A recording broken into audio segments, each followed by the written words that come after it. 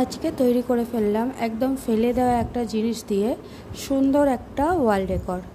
দেখে বুঝতেই পারছো যে এটা লিপন আর্ট করেছি আমি।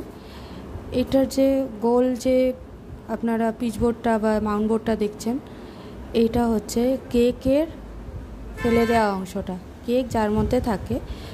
আমি এটাকেই নিয়ে আগে পেন্সিল দিয়ে এঁকে নিয়েছি, একটা ময়ূরের মতো এঁকেছি, দিয়ে তারপরে মল্ডিট দিয়ে আমি এটাকে বর্ডার লাইনের মতো করেছি, তাকে সেটাকে আবার গোল্ডেন কালার দিয়েছি, মেটালিক গোল্ড দিয়ে, তারপরে অ্যাক্রিলিক দিয়ে ময়ূরের কালার দেওয়ার চেষ্টা করেছি এবং সেটাকে আরও বিশেষভাবে সুন্দর করে তোলার জন্য মিরর ওয়ার্ক করেছি এর ওপরে। আর এই এত রকমের মিরর আমি মিশো থেকে অর্ডার দিয়েছিলাম। মিশো থেকে খুব সুন্দর, খুব কমে আমি 12 রকমের মিররের প্যাকেট উইথ সেরামিক গ্লু আমি মাত্র 92 রুপিসে পারচেস করেছি।